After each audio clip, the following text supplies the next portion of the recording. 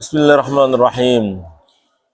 Alhamdulillahirrahmanirrahim. Assalamualaikum ala asyrafil anbiya wal mursalin wa ala alihi wa ashabihi ajma'in. La haula wala quwwata illa billahil aliyyil azim.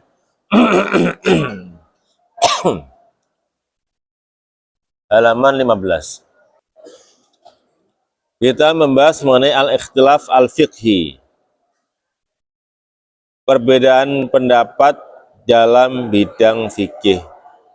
Di antara hal yang menjadi bagian sebab perbedaan antar jamaah yang bersifat pemikiran.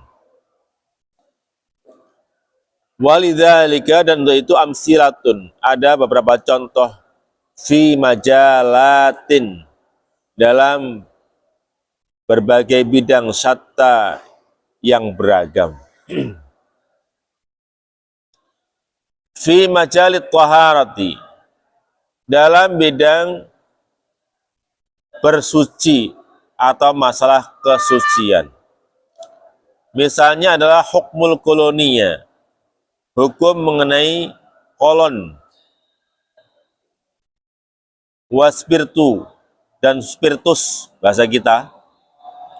Spiritus bahasa kita bahasa Arab berarti ya. Spiritu. Dan bahasa kimianya kita, bahasa kimianya. Kolon itu kayak minyak wangi. Iya, yang campuran. Minyak wangi campur alkohol. Al-mustakhdam litadhir. Al-mustakhdam yang digunakan litadhir untuk sterilisasi. Wama, dan sesuatu istahala yang berubah min ainin, dari materi najisatin yang najis, min ainin dari materi najisatil asli, najasatil asli, yang asalnya adalah sesuatu yang najis. Ya, ini contoh masalah materi atau kolon, termasuk ini terjemahnya bebas adalah atau orang kita kenal adalah sebagai alkohol ya, atau penyebab utama di masalah alkoholnya. Dulu kan populer cari minyak itu yang tanpa alkohol, ya kan? Alkohol. Emang alkohol itu apa? Apakah alkohol itu najis? Yang kita makan kan banyak alkoholnya. Nah, Makan nasi, kan ada alkohol kan dulu itu tidak najis. nah. Kalau kita Tapi dulu populer kan? Ya kan? Orang menghindari minyak wangi yang mengandung alkohol karena dianggap alkohol itu adalah najis. Ya, yang ini sebenarnya muaranya atau awal-awalnya adalah pendapat derivat dari perbedaan pendapat apakah khamr itu najis atau tidak. Ya. Umumnya ulama mengatakan khamr najis. Tetapi ulama-ulama hadis ya, atau ulama-ulama modern juga yang akhir-akhir mengatakan bahwa khamr tidak najis. Memang ada khilaf di situ, ya. Khamr tidak najis. Bagi pendapat yang mana khamr itu najis, maka sementara padahal materi yang menjadikan khamr atau minuman itu najis adalah yang intinya adalah di alkoholnya, karena kandungan airnya itu sebenarnya juga nggak ada masalah. Tapi yang menjadi pemicu orang menjadi mabuk adalah kandungan alkoholnya. Kalau begitu alkohol jadi najis, itu derivatnya.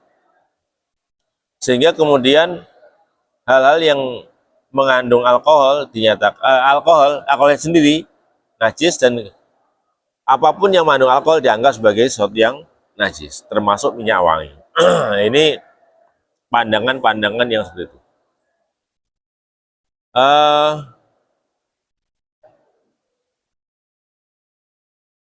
Apakah kemudian realitanya demikian? Kalau kita dilihat di fatwa MUI, tidak menyatakan bahwa alkohol itu najis, tidak. Ya.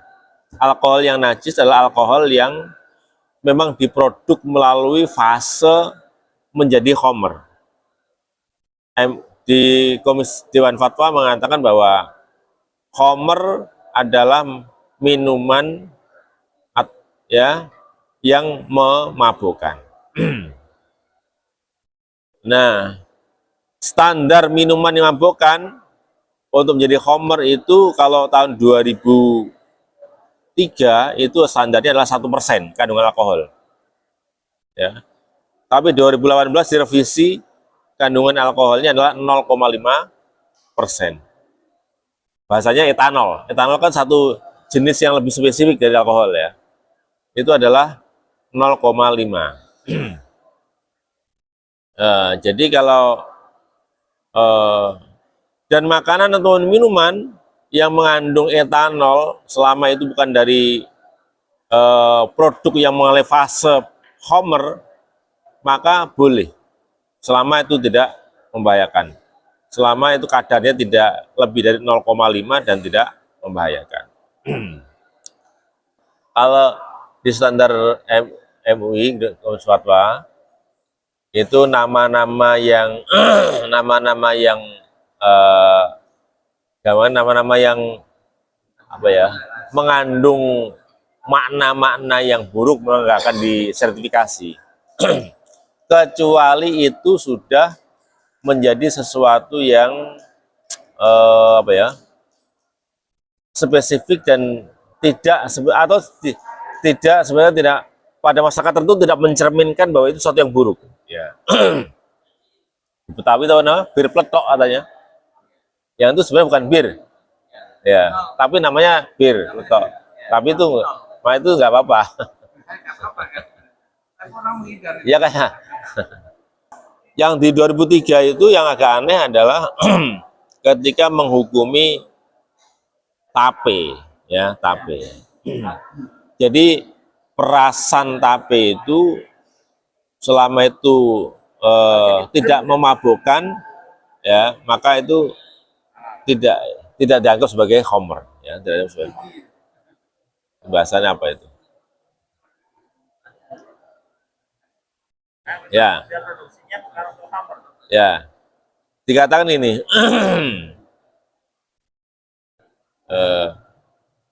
minuman keras yang dibuat dari air perasan tape dengan kandungan etanol minimal 1% saat itu ya, termasuk kategori khamr. Tape dan air tape tidak termasuk khamr kecuali apabila memabukkan. Gitu. Karena kemarin juga di rapat katakan, agak unik tape itu. Walaupun kandungannya agak lumayan, tapi ketika dimakan sama ampasnya itu pengaruhnya minim ya. Beda kalau dipisah. Ya kalau Nabi itu kan ya, kalau memang ada indikator bahwa itu sesuatu yang membahayakan ya berarti nggak boleh diminum. Ya, tapi kalau itu kemudian memang belum ada indikasi-indikasi membahayakan atau memabukkan ya berarti nggak ada masalah. Ya, nggak ada masalah. Dan ini dipisah dalam bahasa fikih, ada suatu yang ma yahrumu qasdan wala yahrumu dimnan. Ada suatu yang kalau disengaja hanya dimakan langsung sesuatu itu secara terpisah maka itu haram. Tetapi kalau itu menjadi kandungan aslinya atau ada di situ karena sebuah proses alami, maka itu halal. Ya. Misalnya tadi ya tadi kalau orang makan durian, kalau orang makan anggur ya, kalau memang itu adalah kandungan aslinya, walaupun mungkin kalau diukur misalnya lebih dari 0,5 misalnya, itu durian ya normal misalnya, maka itu nggak ada masalah karena itu adalah proses alami ya, dan umumnya tidak memabukkan. Tapi kalau itu diambil itunya toh ya apa kandungannya toh itu kemudian dipisah diminum ya, maka tidak boleh. Membuatnya sengaja juga nomor sengaja yang sama itu pengaruh. Iya, itu berpengaruh. Kalau yang dibuat untuk secara homer, untuk homer mulai proses homer, maka alkoholnya kalau dalam bahasa, karena UI mengatakan bahwa homer itu najis, maka berarti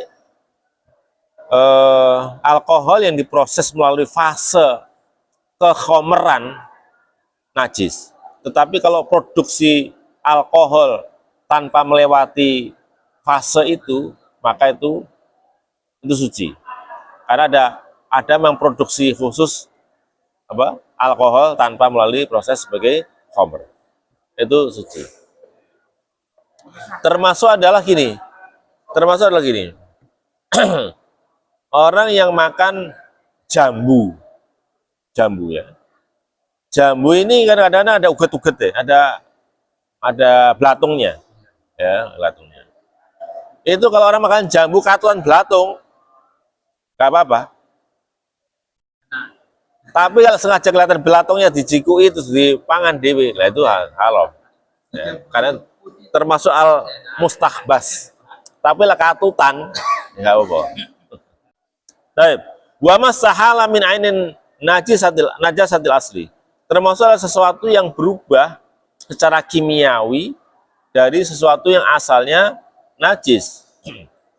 Ini kalau dalam mazhab Syafi'i dan mazhab Maliki, dalam mazhab Hanafi dan Maliki, termasuk Ibnu Taimiyah mengatakan sesuatu yang secara kimiawi sudah berubah wujud dari asalnya menjadi wujud yang lain, maka itu menjadi tidak najis. Bahkan dikatakan, kalaupun daging babi itu berubah jadi garam misalnya, maka itu juga tidak najis, karena sudah berubah. Tapi dalam pendapat Imam Syafi'i dan Imam Ahmad mengatakan tetap najis, karena asalnya jelas, itu adalah babi. Ya. Ini kalau orang sekarang menelusuri itu, coba sekarang kalau minyak tanah itu, tadi katakan apa? Minyak itu kan, minyak tanah, bensin sebagainya, itu kalau memang itu fosil, ya kalau memang itu fosil, berarti kan dari apa? Bangkai kan? Dari bangkai kan? Itu kalau diurut ini, kalau menurut pendapat apa?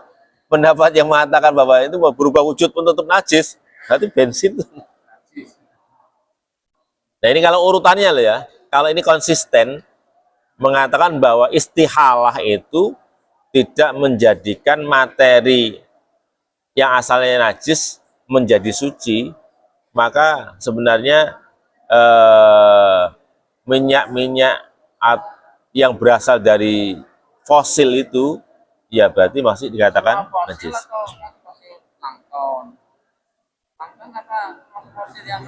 Nah sekarang minyak bumi itu kira-kira unsur terbesar dari apa? Plankton. Bukan binatang. Enggak. Oh, plankton. Bisa ternik ya. Tapi bisa segitu banyak.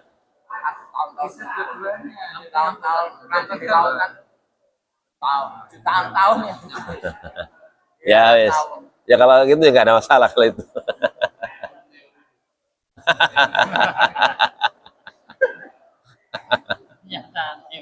Ya.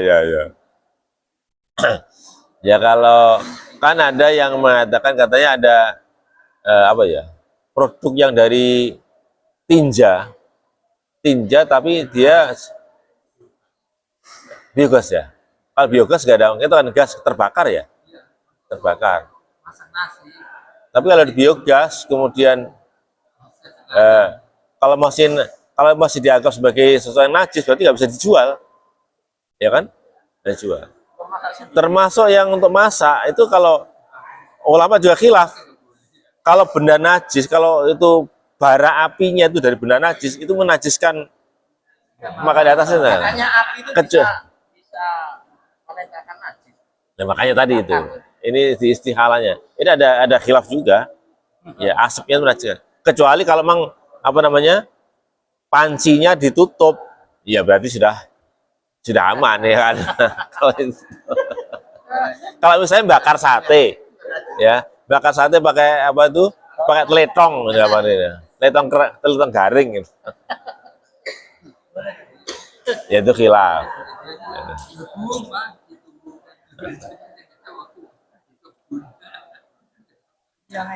Wa miyahul majari idza nuqyat.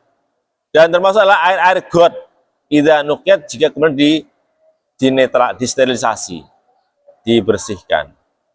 Air got itu kalau dirubah, tadinya kan sudah macam-macam rumah tangga, limbah-limbah itu. Itu kalau kemudian dijernihkan, itu jadi Yang diolah jadi air biasa netral. lah ya. Itu suci atau enggak? Itu ya khilaf. Karena dulu juga enggak ada proses kayak gitu. Tapi kan asalnya suci air. Iya. Tapi jadi air resamnya dan beda lagi. Maka satu teori mengatakan, ulama sebagian mengatakan, selama itu memang bisa dipisah antara yang apa materi najisnya bisa dipisahkan, ya berarti menjadi suci, ya, jadi suci.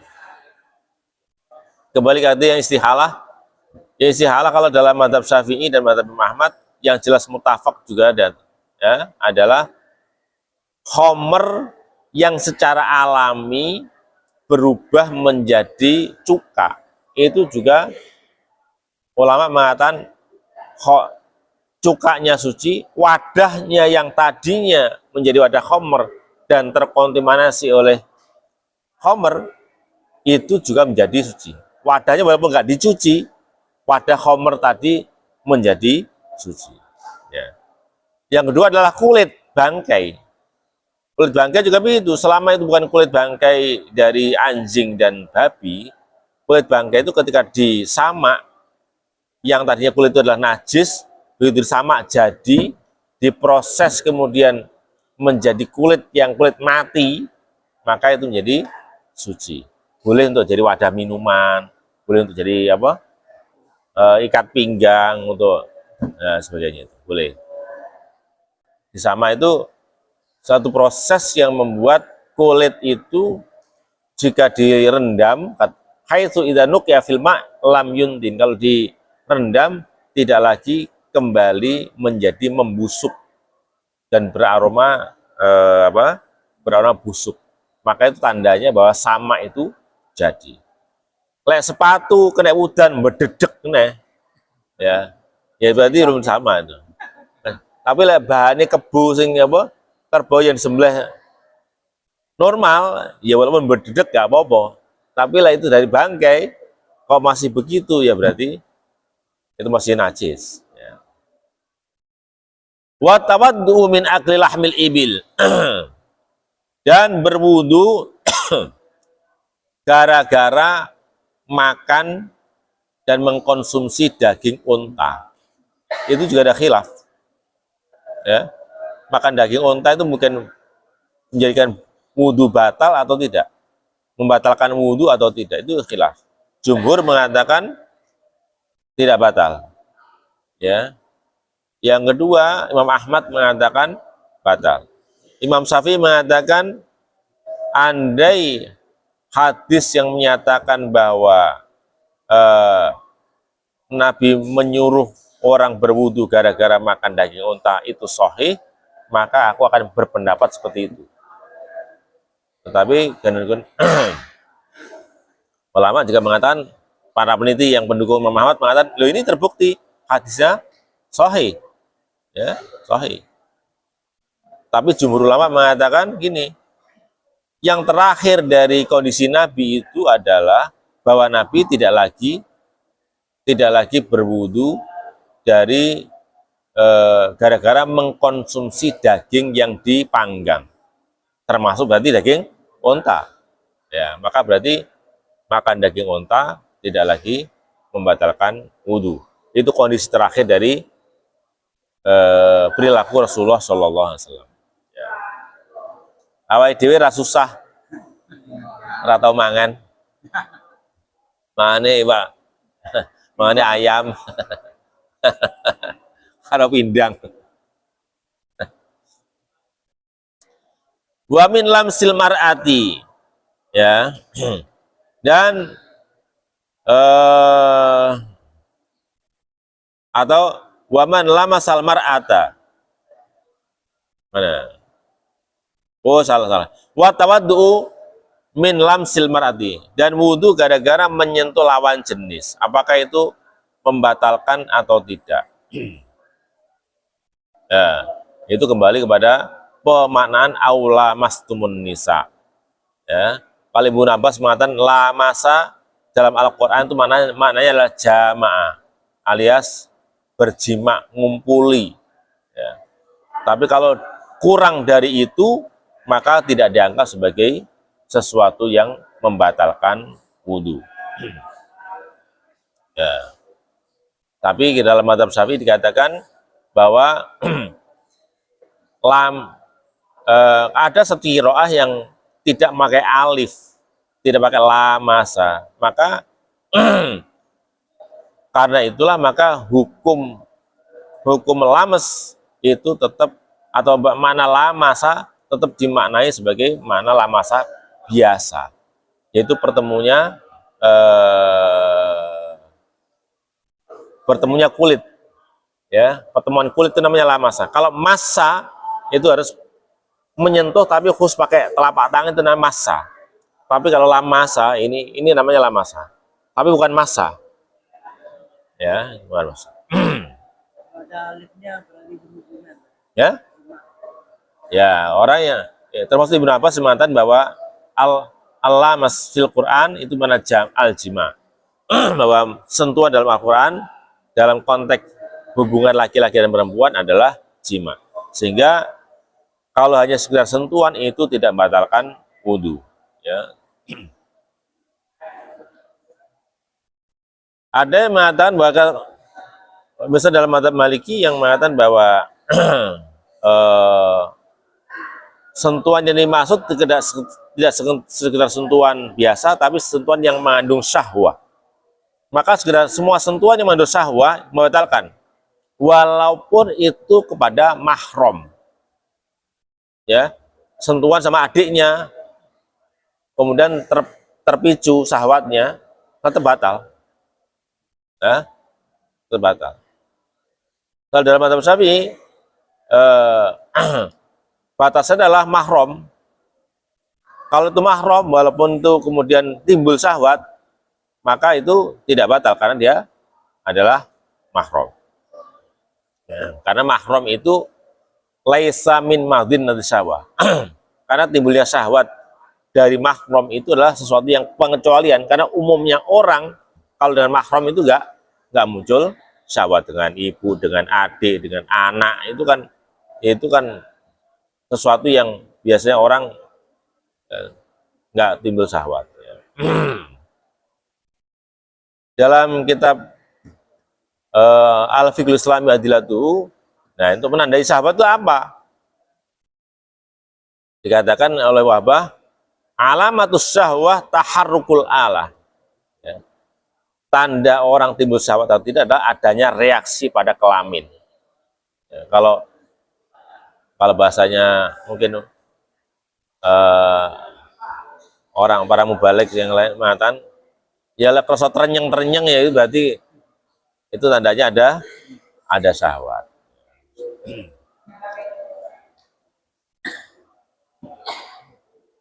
Wamas zakari, dan termasuk adalah berwudu gara-gara menyentuh kemaluan. Menyentuh kemaluan itu membatalkan atau tidak, khilaf juga. Ya, itu adalah khilaf. Ada hadis man massa zakaru falyatawad, barang siapa menyentuh zakarnya maka adalah dia berwudu. Ada juga hadis yang mengatakan orang mengadu karena menyentuh zakar. Dikatakan oleh Nabi itu adalah bagian dari tubuhmu sendiri. Ya, logikanya berarti apa? Berarti nggak ada batalkan, seperti menyentuh tangan yang lain. Nah, masalahnya yang terakhir itu yang mana? Ada khilaf. Ya, ada khilaf. Ila akhiri, ya, sampai berbagai masalah yang lain. Yang saat ini yang populer adalah misalnya adalah perbedaan pendapat masalah isbal yang paling populer saat ini. Ya. Kalau ini khilaf-khilaf yang ini kan nggak, Kalau di kita kan masih antar harokah nggak begitu ya. kita kan solid, jadi solid masih itu. Apa? Di masalah kita kan masalah solid ya. Kalau yang gini-gini kan secara ilmuwan yang apa fikih. Masalah kita yang sedikit Sing lah. ketok-ketok. Ya, cuma tidak kunut Ya. atau soli tidak soli ya sekitar itu aja. Tapi ketika itu orang kemudian meningkat pengetahuannya, pasti dia juga akan apa ya?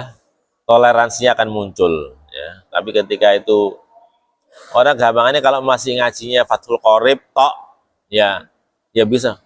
Wah enak ya. Ngukumi kalau pakai Fathul Qorib ya atau pakai takrib ada at-takrib ya. Matul Ghoyah wa takrib Abu Suja.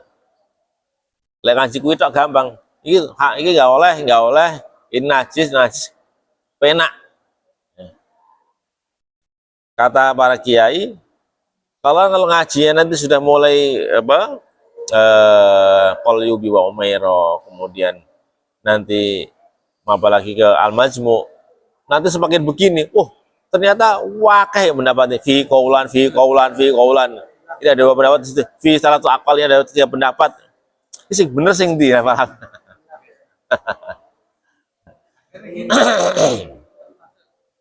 Itu yang ruwet itu biasanya yang ruwet itu.